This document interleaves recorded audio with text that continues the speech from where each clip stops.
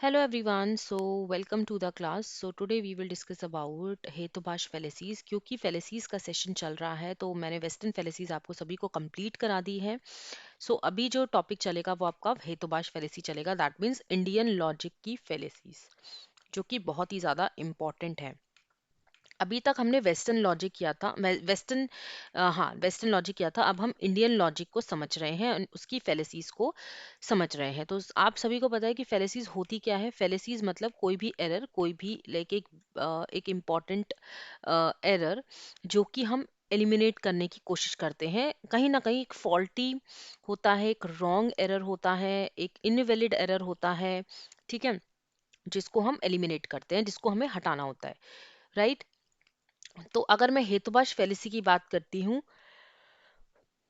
तो संस्कृत टर्म में इसको फेलिसी बोलते हैं. एंड फेलिसी इज व्हाट, जो कि इनवैलिड है, फॉल्टी है, रॉन्ग है, जिसको हम कंस्ट्रक्ट करते हैं ऑफ एन आर्गुमेंट.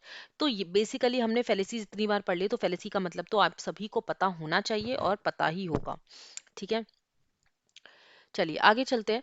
आगे हम ये पढ़ते हैं कि मेजर टर्म, माइनर टर्म और मिडिल टर्म क्या होता है. जैसे कि आप सभी को मैंने बताया था मेजर टर्म, माइनर टर्म और मिडिल टर्म होता क्या है.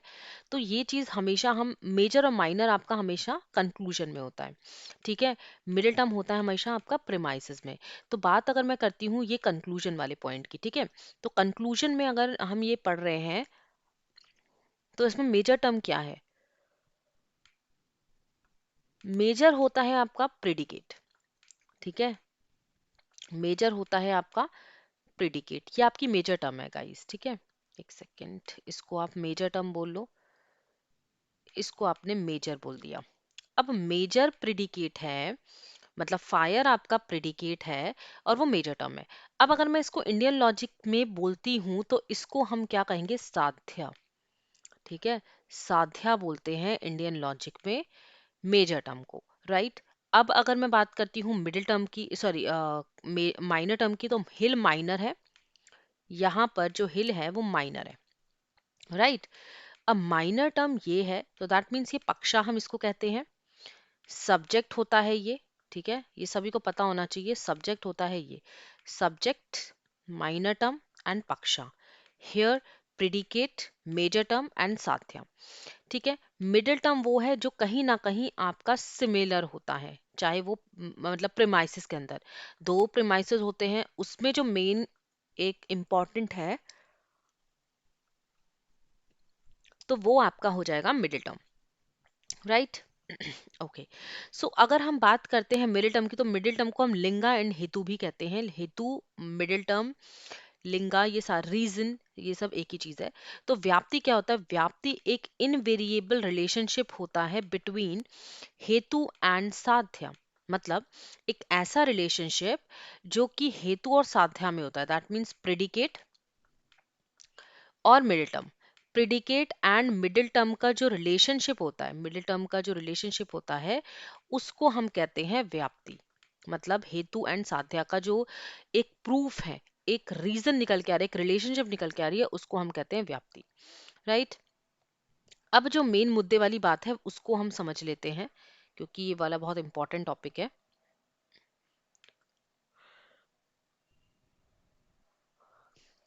अभी हम हेतुवश फेलिसीज की बात करें तो उसमें 5 काइंड्स हम पढ़ेंगे. ठीक है, पहला काइंड क्या होता है, स्वभिचारम. ये सारे संस्कृत वर्ड है. Right. Next is viruddha. Third one is sat pratipaksha. Fourth one is asiddha and the fifth one is badhita. तो 5 हमारे हेतुवश फेलिसीज के टाइप्स होते हैं एंड वन टू वन हम इसको समझेंगे. एंड इसका जो कंटेंट होगा ना गाइस वो मैं आप लोगों को टेलीग्राम चैनल पे दे दूंगी. तो टेलीग्राम का लिंक एंड आपको डिस्क्रिप्शन में मिल जाएगा, तो टेलीग्राम को भी आप लोग ज्वाइन कर लेना. टेलीग्राम ग्रुप में मैं आपको सारे कंटेंट प्रोवाइड कर दूंगी. ठीक है, चलिए बात करते हैं आगे इस पॉइंट की.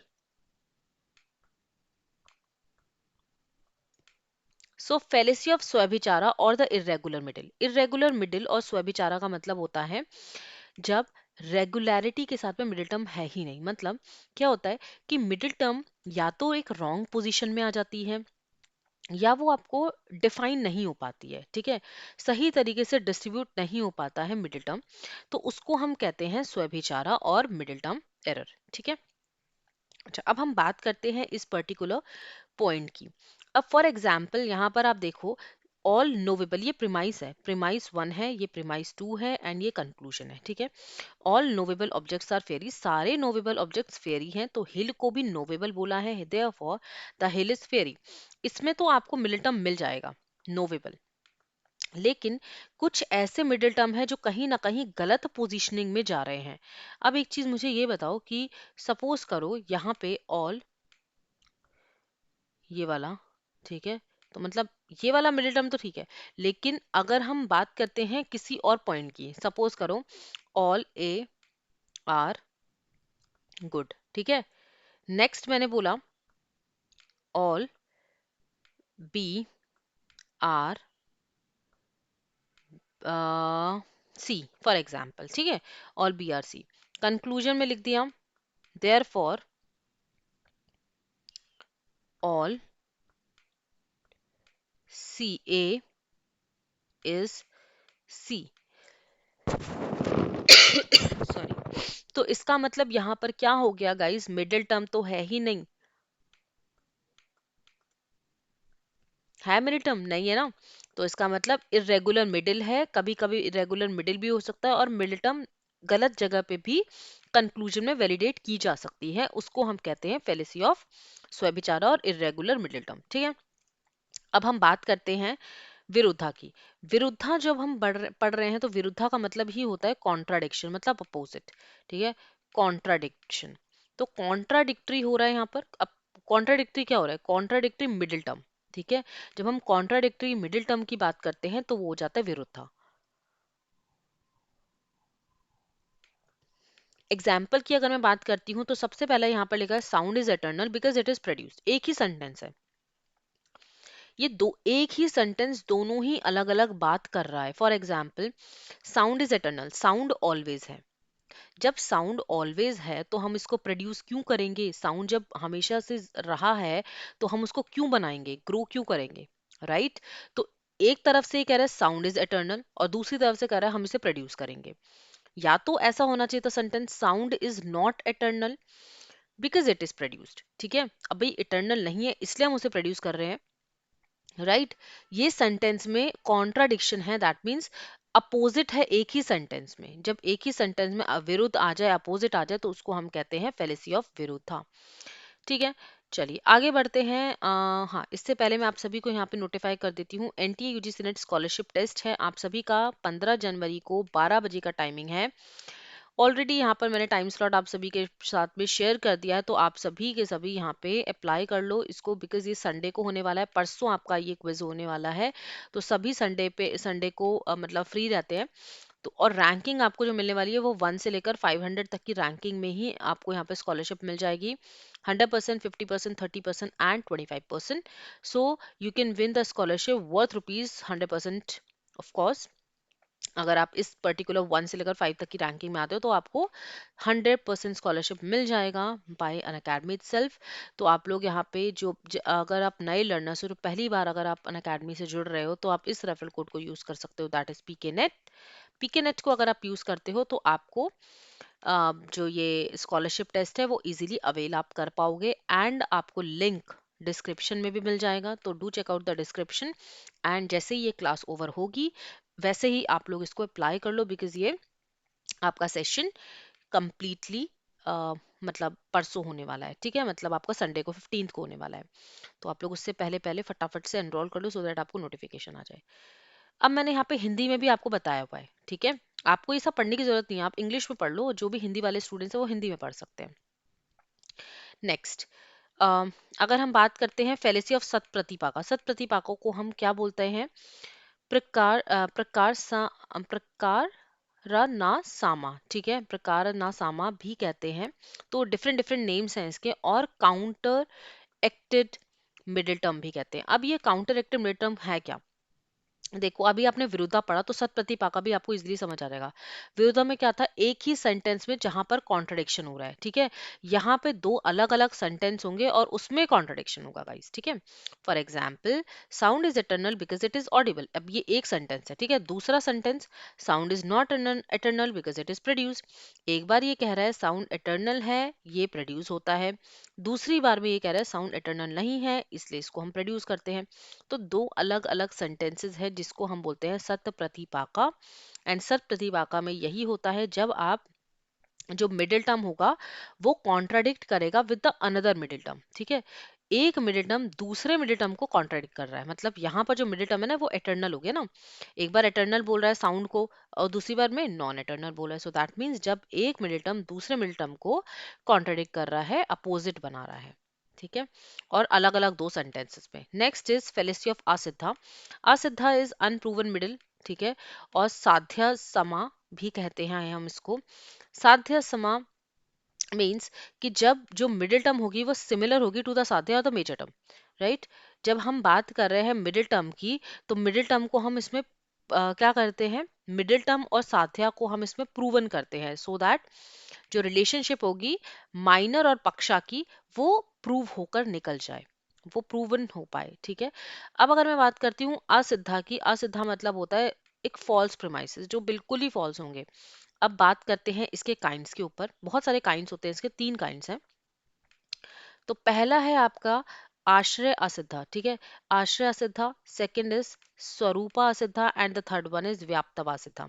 तो बात करते हैं हम आश्रय असिद्धा की। तो आश्रय असिद्धा में क्या होता है, जब हमारा फॉल्स मिडिल टर्म होगा, दैट मीन्स जब middle term has no local stand, मतलब जब मिडिल टर्म में कोई स्टैंड ही नहीं है, जो वो बात कर रहा है वो है ही नहीं, वो वैलिडेट आप कर ही नहीं सकते क्योंकि वो प्रेजेंट नहीं है। Middle term can not be present. ठीक है, राइट। अब अगर हम बात करते हैं पहले पॉइंट की, the sky lotus is fragrant. देखो, स्काई लोटस को हमने फ्रेग्रेंट बना दिया because it has a lotus in this sentence. ठीक है, अब यहाँ पर जो लोटस वर्ड है, स्काई लोटस कुछ है, मतलब स्काई लोटस कुछ एग्जिस्ट करता है, नहीं है। ठीक है, तो हमने लोटस के साथ में स्काई लगा के अब इसको जोड़ दिया और हमने बोला कि ये फ्रेग्रेंट है, जबकि स्काई लोटस कुछ भी नहीं है, उस वो एग्जिस्ट करता ही नहीं है ये वर्ड। इस वर्ड का कोई भी कहीं पे भी मीनिंग नहीं है और ना हम इसको वैलिडेट करते हैं, क्योंकि स्काई लोटस अनरियल माइनर है, जो कि रियल नहीं है।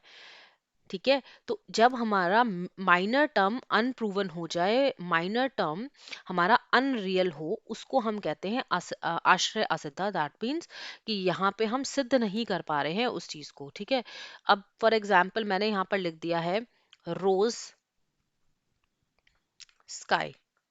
क्या रोज स्काई कुछ वर्ड है? नहीं। मैंने बोला rose sky is fragrant because it has a word that rose, नहीं है ना।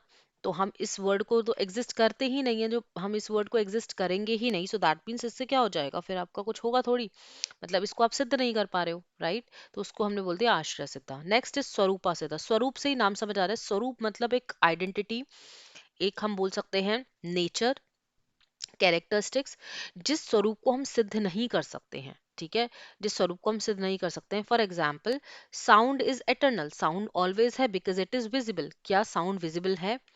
क्या साउंड विजिबल है, ऑडिबल है? हम इसको देख नहीं सकते हैं ना साउंड को, तो इन्होंने बोल दिया हम इसके स्वरूप को, देखो स्वरूप तो बोल रहा है, साउंड के बारे में बोल रहा है कि साउंड एटर्नल है, हम इसलिए उसको देख सकते हैं, जबकि इसका जो स्वरूप होना चाहिए था वो ये होना चाहिए था, it is Audible not visible.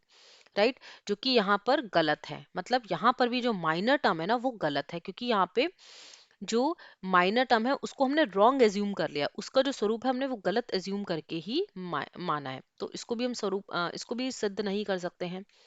Next is व्याप्तवा सिद्ध। दैट मीन्स अभी आपने हमने यहाँ पर इसमें पढ़ा था व्याप्तवा असिद्धा। तो व्याप्तवा सिद्धा में अभी आप लोगों ने ना इंडियन लॉजिक में वो भी नहीं पढ़ा है, जैसे कि प्रत्यक्ष, अनुमान, उपमान, है ना। तो उपमान की तरह ही होता है ये, वो अभी इंडियन लॉजिक में भी जाऊंगी इससे नेक्स्ट वाले सेशन में। ठीक है, तो उपमान में जैसा होता है ना उसमें ही व्याप्तवा सिद्ध जैसा होता है, जैसे कि हमारा ना एक कंडीशन लग जाती है। फॉर एग्जाम्पल मैंने बोला काले बादल हैं, व्याप्तवा सिद्ध मतलब काले बादल हैं तो बारिश बारिश होगी। ठीक है, क्या जरूरी है कि बारिश होगी? आप सिद्ध कर सकते हो कि 110% बारिश होगी? काले बादल है तो नहीं। यहाँ पर जो रिलेशनशिप है ना, मतलब मिड, क्योंकि व्याप्तवा का मतलब क्या होता है, व्याप्तवा रिलेशन किसके बीच में होता है? हेतु और साध्या के बीच में ना, मतलब हेतु एंड प्रिडिकेट, हेतु एंड मेजर टर्म के बीच में। ठीक है, तो मिडिल टर्म और मेजर टर्म के बीच में जो रिलेशनशिप है वो सही तरीके से वैलिडेट हम नहीं कर पाएंगे। ठीक है, क्योंकि उसकी जो प्रेजेंस है, वो जो कंडीशन है, वो जरूरी नहीं है कि हमेशा ही लगे। अब जैसे मैंने बोला कि सुबह मैं उठी और मैंने देखा मेरे घर के आसपास बहुत ज्यादा पानी भरा हुआ है, तो मैंने बोला कि बारिश हुई होगी। क्या जरूरी है पानी भरा है तो बारिश हुई होगी? नहीं ना। हो सकता है कि पानी ऐसे ही बह गया हो, मतलब कहीं से आया हो, या कुछ भी रीजन हो सकते हैं। जब आगे की तरफ पानी नहीं भरा, मेरे घर की तरफ भरा है, तो बारिश कैसे आ सकती है? ठीक है। तो वही चीज है, हम उस चीज को सिद्ध नहीं कर पाएंगे जो कि रिलेशनशिप को डिफाइन कर रहा है, वो इनवैलिड है क्योंकि, राइट। तो आई होप कि आपको ये क्लियर है। बाकी इसको मैंने हिंदी में भी आपको बता दिया है, जो भी हिंदी वाले स्टूडेंट्स होंगे उनके लिए भी इजी हो जाएगा। Next, next is fallacy of कला कलातीता। ठीक है, बाधिता भी कहते हैं, मिस्टिमिट एंड कॉन्ट्राडिक्टेड मिडल्स भी कहते हैं। ठीक है, तो इसमें तो सिंपल है। बाधिता, बाधिता जो वर्ड है ना, बाधाएं आना मतलब बैरियर, सिंपल सी बात है। जैसे अगर हम हिंदी वर्ड की बात करते हैं तो बैरियर आ गया ना इसका मतलब। तो इसका मतलब ये है कि जो भी आप पढ़ोगे ना, जितना भी आपको नॉलेज है या जितना भी आपने अभी तक सीखा है, उसके हिसाब से आप उस सेंटेंस को ना वैलिडेट नहीं कर पा रहे हो, मतलब आपके अकॉर्डिंग वो सरासर गलत है। ठीक है। Sorry. So fire is cold. क्या फायर कोल्ड होता है? सबसे पहला ही क्वेश्चन मार्क हमारे माइंड में ये आएगा। फायर को तो कोल्ड इन्होंने कह दिया, बट फायर तो कोल्ड होता नहीं है जितना अभी तक हमने पढ़ा है। ठीक है, तो वही चीज है। अब मैं ये कहूँ आइसक्रीम इज हॉट, क्या हो सकती है आइसक्रीम इज हॉट? या आइस इज हॉट हो सकती है? नहीं। तो सेंटेंस को पढ़ते ही आपको कहीं ना कहीं बाधाएं दिख रही हैं, दैट मीन्स एक बैरियर दिख रहा है कि वो वैलिडेट नहीं हो सकता। तो दैट मीन्स ये क्या हो गया फिर? आपका फेलिसी ऑफ बाधिता हो गया। ठीक है। सो मैंने इतने क्वेश्चंस मतलब इतने टॉपिक्स कंप्लीटली पांचों के पांचों टॉपिक्स आपको बता दिए हैं। अब बात है एमसीक्यूज की। मैं यही एमसीक्यूज आप लोगों को मैं शेयर कर दूंगी, इसमें मैंने करेक्ट आंसर्स भी दिए हुए हैं। ठीक है, तो आप लोग इन सारे क्वेश्चंस को अच्छे से प्रैक्टिस कर लेना, एज वेल एज मैं आप लोगों के लिए नेक्स्ट सेशन में नए कुछ एमसीक्यूज भी लेकर आऊंगी। ठीक है। सो thank you so much everyone. I hope कि आपको ये सेशन अच्छे से क्लियर हो गया होगा। बाकी कोई भी डाउट हो तो आप मुझसे पूछ सकते हैं कमेंट सेक्शन में, एंड टेलीग्राम से भी आप मुझसे जुड़ सकते हैं। वैसे आप मेरा नाम भी सर्च कर सकते हैं, प्रियंका, टेलीग्राम पे। ठीक है, मैं आपको बता देती हूँ मेरा नाम, आप लोग सर्च कर लेना, प्रियंका कुकरेती अन अकेडमी। ठीक है, तो अगर आप ये सर्च भी कर दोगे तो आपको क्लियरली आ जाएगा नेम वहां पर, राइट। सो चलिए, बाकी मैं लिंक आपको डिस्क्रिप्शन में दे दूंगी, आप लोग जरूर से चेकआउट कर लेना। So thank you so much everyone, bye bye all.